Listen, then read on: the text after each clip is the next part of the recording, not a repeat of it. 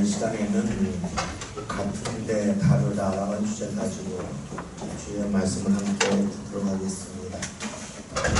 우리나라 사람들이 가장 좋아하는 화가는 아마도 빈센트 반 고흐일 것입니다.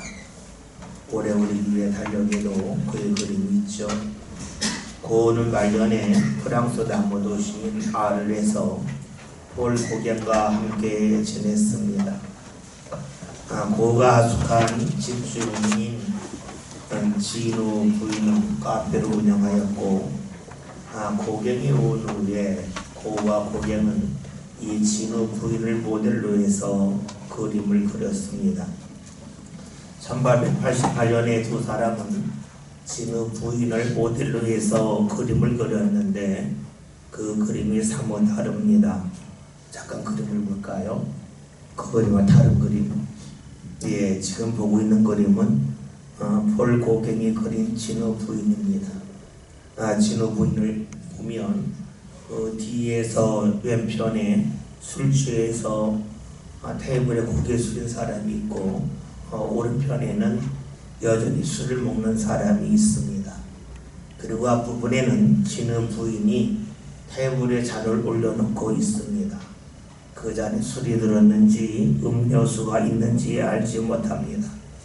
그런데 진우 부인의 그 표정을 보면 어떻게 하면 외상을 더 올릴 수 있을까 하는 전형적인 카페 주인의 모습입니다.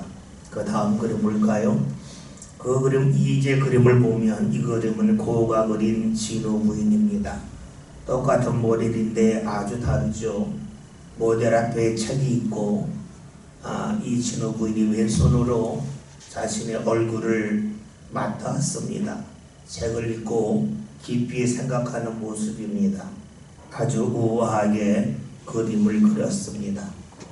같은 그림인데 고갱이 그린 그림과 그리고 고흐가 그린 진우 부인은 아주 다릅니다. 왜 다르겠습니까? 그 이유는 고갱이 생각하는 진우 부인과 고흐가 생각하는 진우 부인이 달랐기 때문입니다. 고갱이 볼 때의 진우 부인은 한낱 카페의 사장에 불과했습니다. 반면에 고흐가 볼 때에 이 진우 부인은 자신을 늘 따뜻하게 대해주는 카페 주인 이상의 관계라고 여겼습니다. 어쩌면 고흐는 이 진우 부인이 책을 읽고 묵상하는 것을 보면서 이 주인이 나를 이렇게 생각하고 있구나 하는 마음을 가지고 그렸을런지도 모릅니다. 그렇습니다. 화가는 그림을 통해서 자신의 마음을 표현합니다. 고갱과 고흐의 그림을 통하여 알 수 있는 것처럼 화가는 보이는 대로 똑같이 그리지 않습니다. 보이는 대로 그렸다면 고흐의 그림과 고갱의 그림은 같아야 합니다. 그런데 화가는 그림을 그릴 때에 자기가 해석한 대로 그림을 그립니다. 내가 어떤 마음을 가지고 있느냐를 통해서 대상을 보고 그림을 그립니다. 그러기에 같은 부인을 그렸지만 앞에 있는 배경이 다르고 뒷배경도 다릅니다. 화가는 자신의 생각과 마음을 가지고 마주하는 사람과 마주하는 일을 해석을 하고 이것을 그림을 통하여 표현합니다. 그러기에 화가들마다 똑같은 그림을 그린다 하지만 그림의 구성이 다르고 그림에 나오는 사람의 표정이 다릅니다.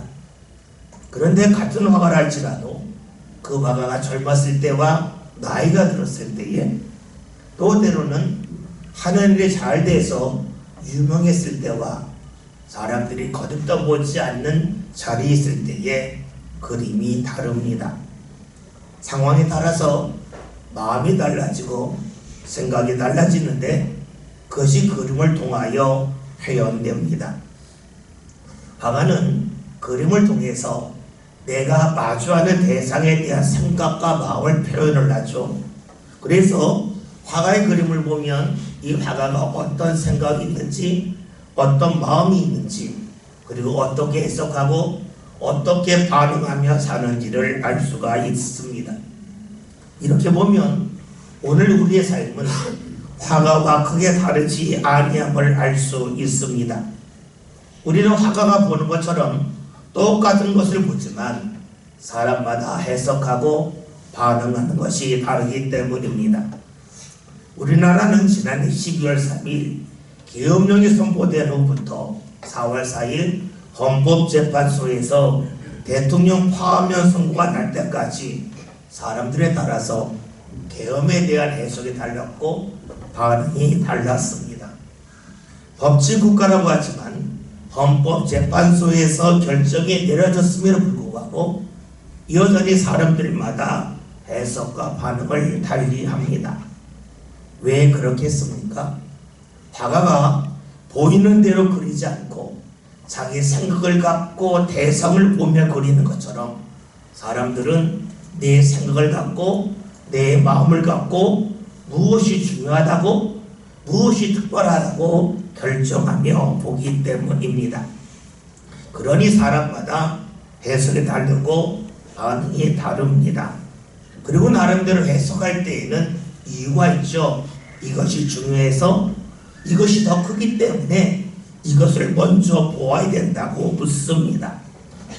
그런데 여기서 꼭 한 가지 물어야 될 것이 있습니다. 지금 내가 해석하고 반응한 것이 지금은 타당한데 시간이 지난 다음에도 타당하라고 말할 수 있을까 하는 겁니다. 달리 말하면 지금 내가 해석하며 반응할 때에 중요하다고 여겼는데 나중에 후회하지 아니할까 하는 것입니다. 이런 질문에 답을 하려면 과거에 내가 결정하고 반응한 것에 대하여 지금 후회하는지를 살피면 알 수가 있습니다. 오늘 여러분 삶에는 후회가 있습니까? 후회가 없습니까? 세상에 후회가 없는 사람은 없습니다. 후회한다고 하는 것은 내가 과거에 중요하다고 여겼던 것이 지금 보니까 중요하지 않다는 것을 알게 되었다는 겁니다. 중요한 줄 알아서 이것을 삶의 중심에 두고 내 인생의 그림을 그려왔는데 지내놓고 났더니 중요하지 않다고 드러났기에 사람들은 후회를 합니다. 후회한다는 것은 한마디로 말하면 중요하지 않은 것을 중요하게 여겼다고 하는 증거이기도 합니다. 여러분, 그렇다면 우리가 살아가면서 중요하지 않는 것을 중요하다고 여기는 이유가 어디 있겠습니까? 달리 말하면 중요하지 않는 것을 중요하다고 착각하는 이유가 어디 있겠습니까? 그 이유는 급한 것을 중요하다고 여기기 때문입니다. 급한 것 중에는 정말로 중요한 것도 있지만 때로는 급하지만 중요하지 않는 것도 있습니다. 우리 말 중에 급할수록 돌아가라는 말이 있습니다.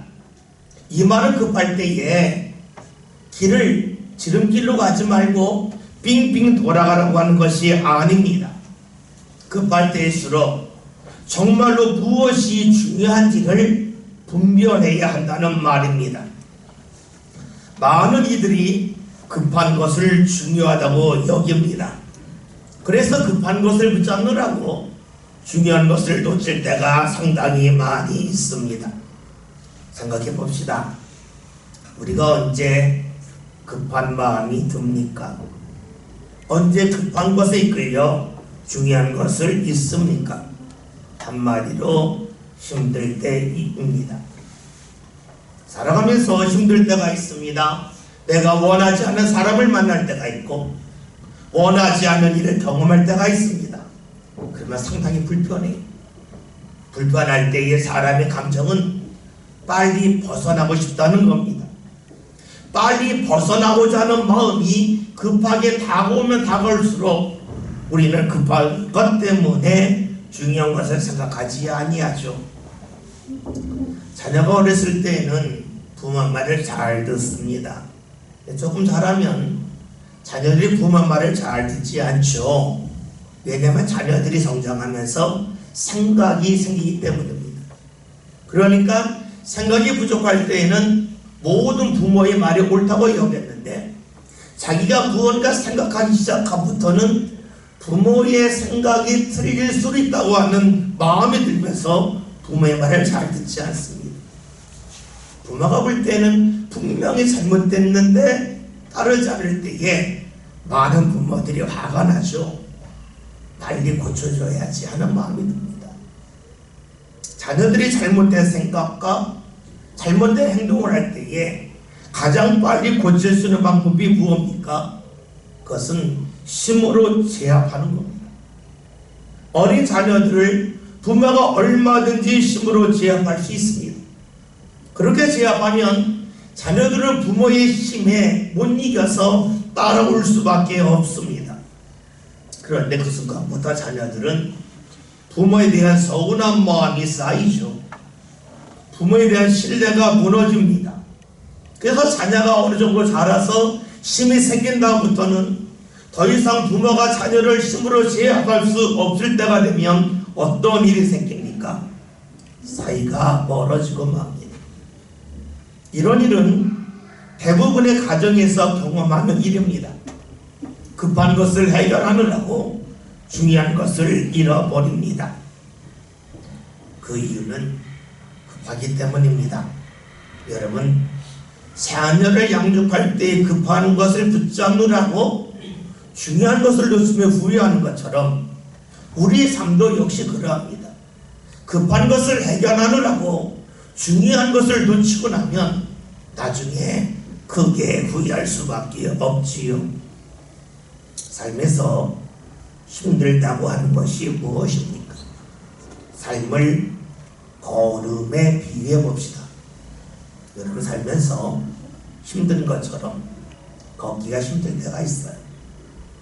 두 가지입니다. 하나는 나에게 힘이 부족하기 때문이에요. 다리를 다치거나 다리에 힘이 부족하면 걷기가 힘들어집니다. 또 하나 문제는 나의 문제가 아니라 길의 문제예요. 길이 눈이 와서 얼어서 아주 미끄러울 수 있어요. 내가 가는 길이 험한 산길인데 너무나 가파라서 가기가 어려울 때가 있어요. 그래요. 우리가 길을 걸 때에 힘든 이유는 하나는 나의 문제고 하나는 길의 문제예요. 그런데 이 두 가지 문제가 있을 때 해결점은 똑같습니다. 다리를 다쳤을 때 생각해 봅시다. 다리에 힘이 없을 때 생각해 봅시다. 어떻게 걷습니까? 목발이 필요하고 지팡이가 필요합니다. 산을 오를 때 가파른 길이 있습니다. 오르기 힘들죠. 어떻게 오릅니까? 난간을 붙잡거나 난간을 연결하는 밧줄이 있죠. 핸드레일이라고 그러죠. 그걸 붙잡고 올라갈 수 있습니다. 힘들 때의 특징은 무엇이냐면 내가 무언가 의지함을 통하여서 걸어간다는 겁니다. 나에게 힘이 없을 수도 있고 내가 가는 길이 험할 수가 있는데 그럴 때의 특징이 무엇이냐면 내 힘이 아닌 무언가 의지하고 붙잡는 것이 있음을 통하여서 힘들어도 걸어갈 수 있다는 겁니다. 우리의 삶을 생각해 봅시다. 우리의 삶 가운데 힘든 일이 있습니다. 어려운 일이 있습니다. 여기서 가장 쉽게 벗어나는 방법이 무엇입니까? 안 보는 겁니다. 그런데 그것은 어리석은 일이지요. 힘들 때에 걸어갈 수 있는 길이 무엇입니까? 그것은 급하게 반응하는 것이 아니라 중요한 것을 붙잡는 겁니다. 오늘 성경이 이에 대해 말씀하고 있습니다. 14절에는 말씀을 함께 볼까요?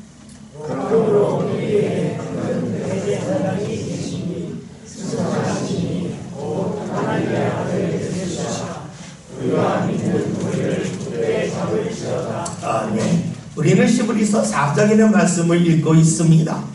히브리서는 예수를 믿는 그 초대교회에 큰 박해가 있을 때에 주신 말씀입니다. 박해가 있다고 하는 것은 예수님을 믿을 때 어려움이 있다는 겁니다. 예수를 믿는데 어려움에 처한 이들에게 주신 말씀입니다. 우리 이 말씀을 보면서 이렇게 질문할 수 있습니다. 지금은 박해 시대가 아닌데요. 예수 믿는다고 옥에 갇히지 않는데요. 그렇다면 우리의 상황과 이 말씀이 너무 다르지 않습니까? 과연 이런 말씀을 읽을 필요가 있겠습니까? 라고 물을 수도 있습니다. 그런데 이런 생각은 어려움을 좁게 보는 겁니다. 어려움을 좁게 본다면 그것은 무엇을 말합니까? 과거로부터 지금까지 내가 쌓아놓은 것이 있는데 이것이 사라지는 것을 말합니다. 내가 건강을 위하여서 열심히 운동도 하고 관리를 했는데 건강이 나빠졌습니다. 쌓아놓은 게 없어졌어요. 이게 어려움이에요. 내가 물질을 모았는데 물질을 누가 빼앗아가요. 이것이 어려움입니다. 그런데 어려움을 넓게 볼 수도 있습니다. 넓게 본다면 무엇이냐면 지금부터 앞으로 내가 쌓아갈 것이 있는데 그것이 더 이상 쌓아지지 않는 것을 말합니다. 생각해 봅시다. 우리가 예배하러 교회에 왔습니다. 예배하러 교회에 왔기 때문에 여러분이 가고 싶은 곳에 가는 것을 멈췄을 겁니다. 사람을 만나고 싶고 또 때로는 일하고 싶고 때로는 즐기고 싶을 수 있습니다. 이것을 여러분이 하지 않았습니다. 그렇다면 여러분이 얻을 수 있는 무언가를 내가 얻지 못했다고 볼 수 있습니다. 얻을 수 있는 기회를 내가 스스로 버렸다고 볼 수 있습니다. 이것은 삶의 어려움일 수도 있습니다. 사람마다 정도의 차이는 있겠지만 누구나 신앙생활 할 때에 내가 얻을 수 있는 것을 얻지 못하는 어려움이 있습니다. 여러분, 어려움이 있을 때 벗어나는 가장 쉬운 방법이 무엇입니까? 벗어나는 겁니다. 급하게 해결하는 것 중에 하나는 신앙의 자리에서 뒤돌아서는 겁니다. 어려움을 좋아하는 사람이 어디 있겠어요? 사람은 어려움을 속히 벗어나고자 합니다. 초대교회도 그랬어요. 예수 믿으면서 어려움이 다가오니까 예수님을 부정하고 그 믿음의 자리에서 벗어났습니다. 이런 이들에게 오늘 말씀하고 있습니다. 삶이 어려울수록 삶을 걷는 것에 비유한다면 걷기 힘들수록 붙잡는 것이 있어야 된다 하는 겁니다. 팔의 힘이 부족합니다. 지팡이가 필요하지 않습니까? 가파른 길을 올라가야 합니다. 난간이 필요하고 핸드네일이 필요합니다. 마찬가지로 우리 삶에 어려움이 있을 때에 붙잡을 대상이 있음을 말씀하고 있습니다. 14절의 말씀을 다시 한번 보겠습니다. 그러므로 우리에게 큰 하나님이 계시니 승천하시니 곧 하나님의 아들 예수시라.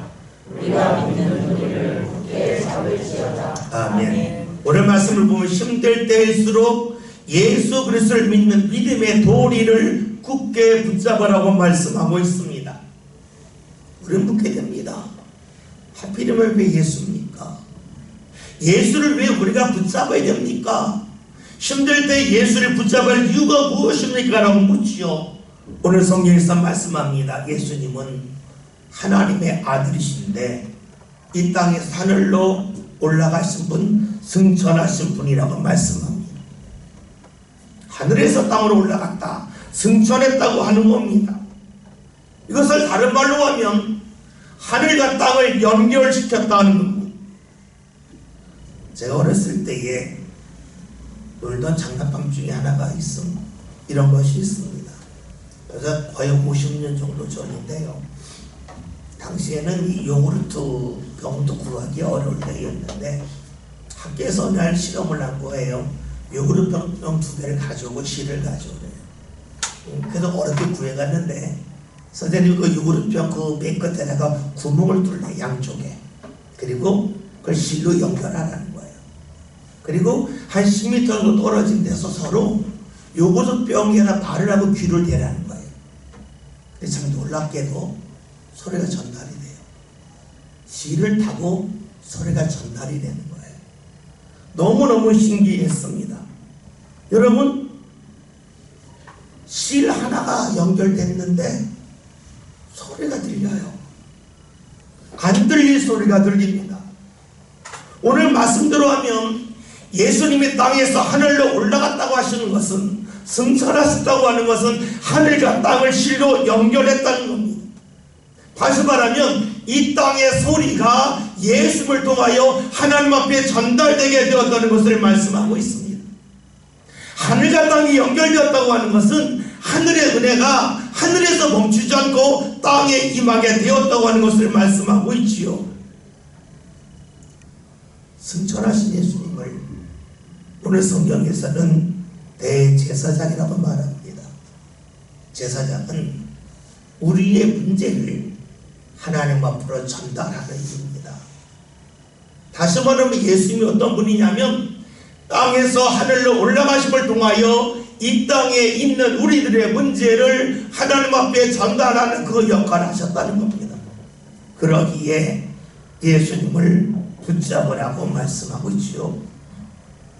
그러면 예수님이 외적으로 걸어가다면 예수님의 마음은 어떨까요?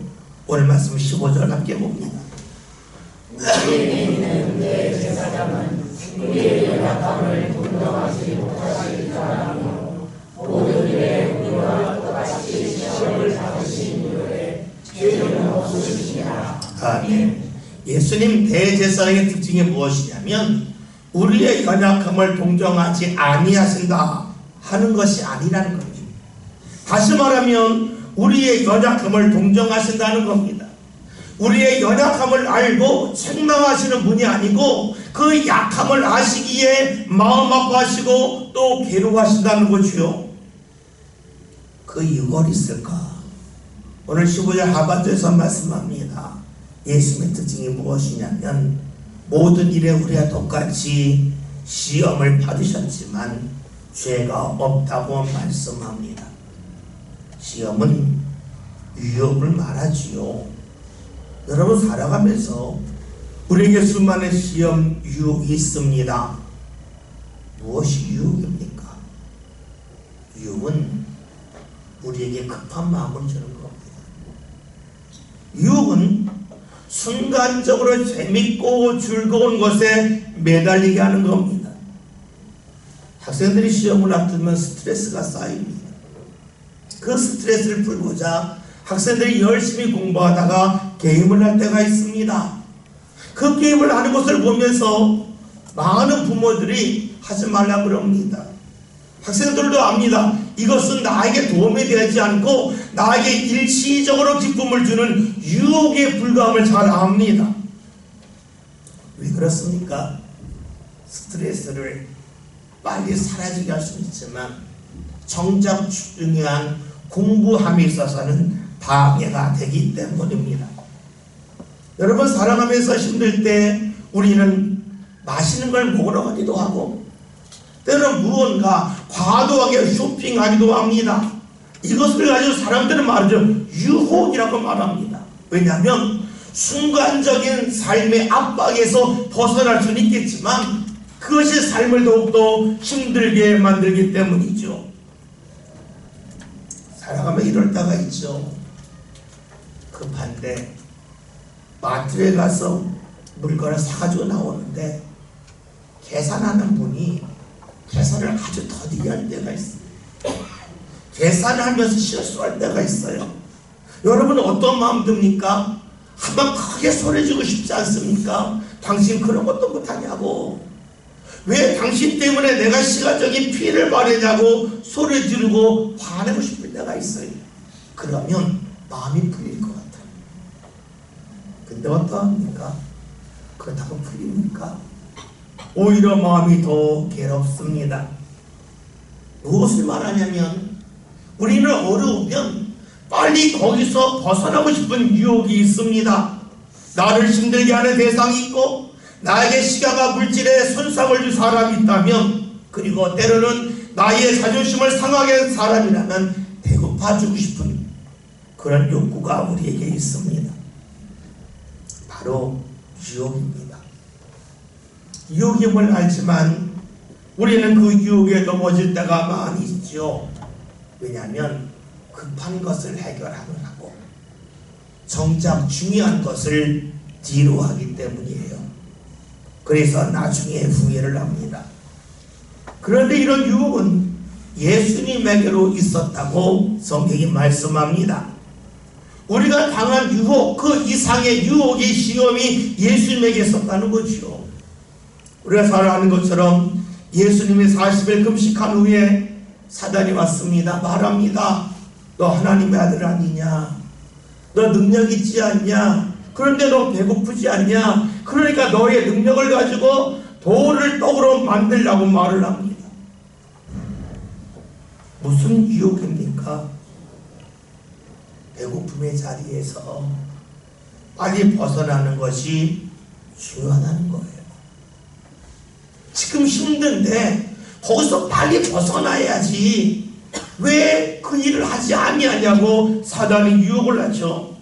이때 예수님이 하신 말씀이 있어요. 사람이 떡으로만 사는 것이 아니라 하나님의 말씀으로 산다고 하셨습니다. 무엇을 말합니까? 배고픔의 자리에서도 하나님이 주시는 말씀이 있다는 거예요. 배고픔의 자리에서도 나를 인도하시는 주의 말씀이 있다는 것을 예수님 확신하셨어요. 배고픔을 다른 거로 볼까요? 몸이 아픔으로 볼 수도 있어요.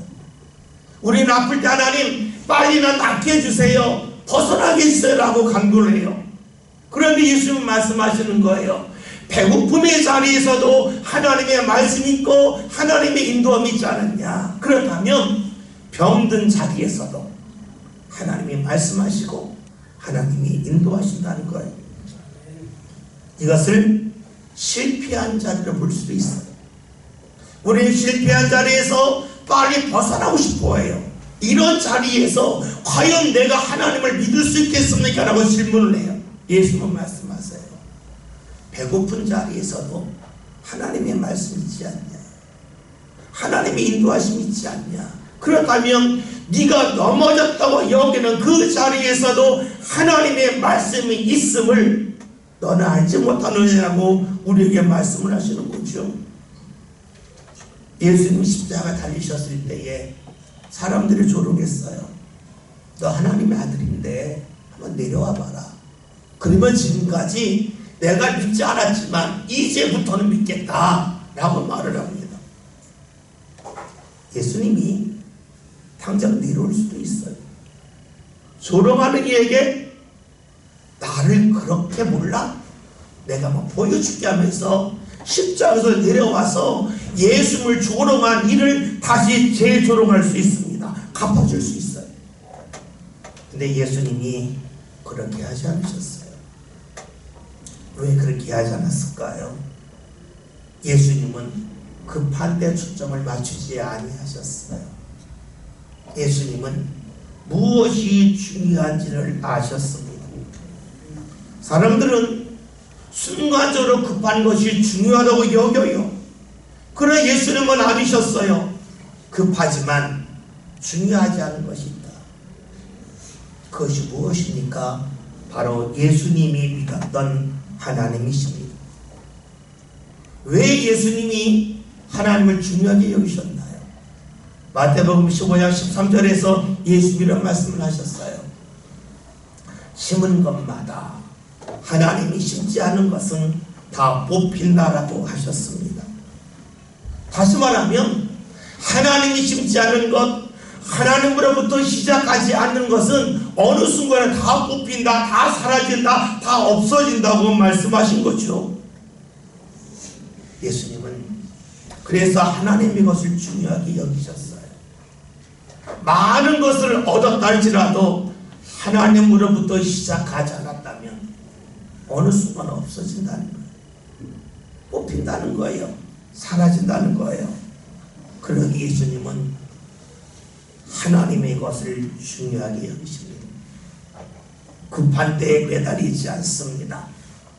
다른 말로 하면 예수님에게는 속도가 그다지 중요하지 아니하셨습니다.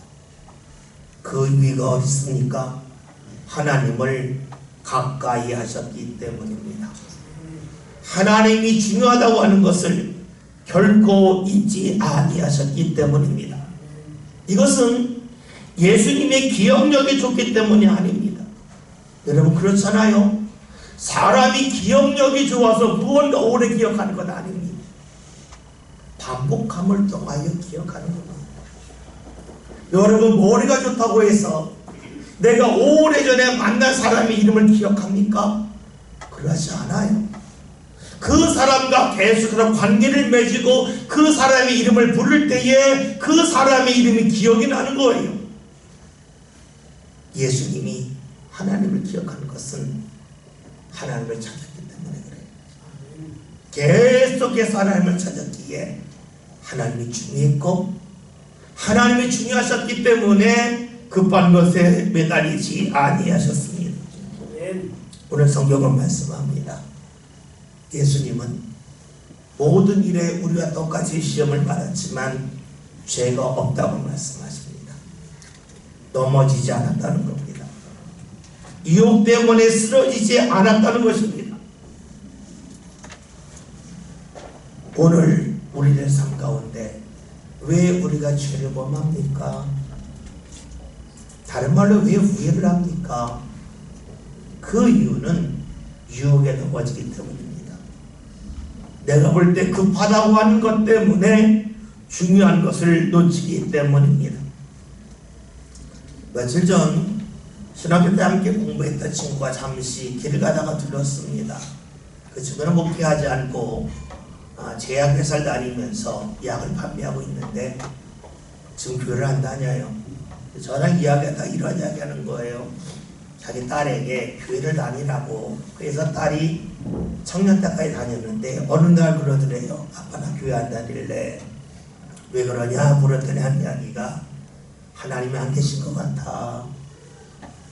물었더니 왜 그러냐 했더니 세상에 나쁜 사람들 그렇게 많은데 하나님 살아계신데 왜 그래? 하나님 안 계신 것 같아 라고 말하면서 교회를 안 다니기 시작한다는 겁니다. 자신이 아무런 말도 못했다는 겁니다. 여러분 생각해 봅시다. 세상에 나쁜 사람이 많은데 왜 하나님이 왜 가만히 계시냐고 묻겠습니까?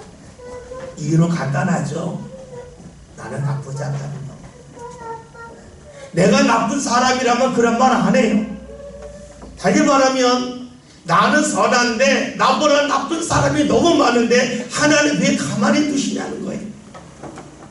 본인이 나쁘다는 것을 알면, 본인이 죄인임을 알면 감히 그런 말 하지 않겠죠.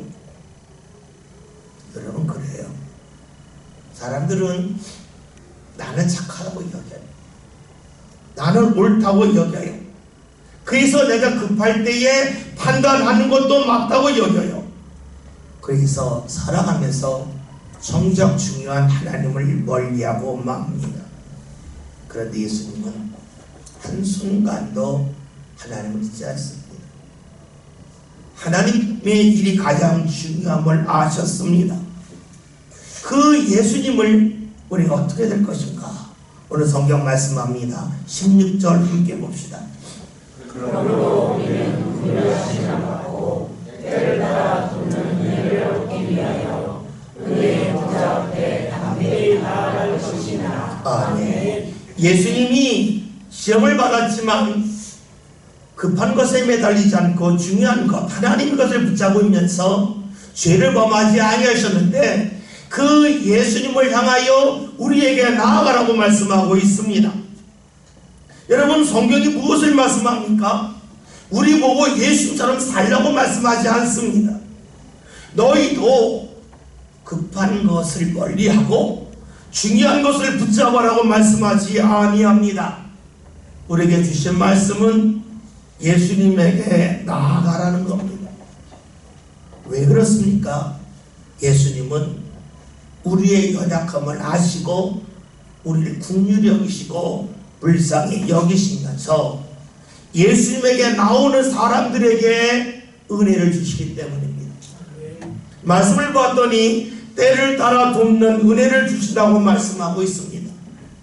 때를 따라 돕는 은혜라고 하는 것은 어느 때든지 주께서 우리에게 은혜를 주신다는 겁니다. 우리 살아가면서 어느 자리에 있든지 간에 다가오는 시험이 있음을 압니다. 그리고 그 시험이, 그 유혹이 우리를 넘어지게도 합니다. 그러나 주님을 말씀합니다. 너에게 어떤 유혹이 다가왔고 그 유혹 때문에 너희가 넘어진다 할지라도 나를 찾으라는 겁니다. 나에게 오라는 겁니다. 그러면 너에게 적절한 은혜를 주시겠다고 말씀하고 있습니다. 다른 말로 하면 주께서 때를 따라 우리를 돕는 은혜를 주신다는 것은 어느 순간에도 우리를 포기하지 아니하신다는 겁니다. 내가 어느 자리에 있든 어느 형편에 있든 때를 따라 나를 도우신다는 것은 나를 포기하지 아니하신다는 거죠. 주께서 나를 포기하지 아니하십니다. 그것이 바로 주님의 십자가입니다. 십자가에 죽기까지 우리를 사랑하셨다고 하는 것은 예수님이 죽기까지 우리를 사랑하시는 것을 포기하지 아니하셨음을 말씀합니다. 여러분, 예수님이 함께할 때에 비로소, 예수님 앞에 나갈 때 비로소 우리의 삶은 주의 은혜로 삶이 채워집니다. 내가 지금까지 급한 것을 붙잡느라고 여기에 매달리느라고 중요한 주의 은혜를 놓치며 살았다 할지라도 주님 앞에 나아간다면 주께서 때를 따라 돕는 은혜를 우리에게 베푸시는데 그것을 포기하지 아니하십니다. 내가 예수 믿기 때문에 내 삶 가운데 유혹이 없는 것은 아닙니다. 예수를 믿어도 우리에게 시험이 있고 유혹이 있습니다. 오늘 말씀 제목이 같지만 다르다는 겁니다. 같은데 다르다는 겁니다. 무엇이 다릅니까? 예수님은 달랐습니다. 시험이 있지만 중요한 하나님을 붙잡느라고 죄를 범하지 않고 시험을 이기셨습니다. 오늘 우리가 예수 믿지만 안 믿는 사람과 같은 것이 있습니다. 여전히 우리에게 어려움이 있고 시험이 있고 괴로움이 있다는 겁니다. 그래 다른 것이 있습니다. 우리가 믿는 예수님 앞에 나간다면 주께서 부족함에도 불구하고 여전히 우리에게 은혜 베푸신다는 겁니다. 저와 여러분이 예수님 앞에 나옵시다. 내가 부족하다 할지라도 내가 원하는 일이 펼쳐지지 아니한다 할지라도 예수님 앞에 나옵시다. 그리하여 시험은 받았지만 죄가 없으신 예수님, 급한 것에 매달리지 않고 중요한 것을 붙잡고 하나님 앞에 나간 그 예수님께서 우리와 함께 하시는 가운데 우리도 하나님 앞에 나갈 수 있는 귀한 믿음의 주인공들 다 될 수 있기를 주의 이름으로 기원드립니다. 사랑하시는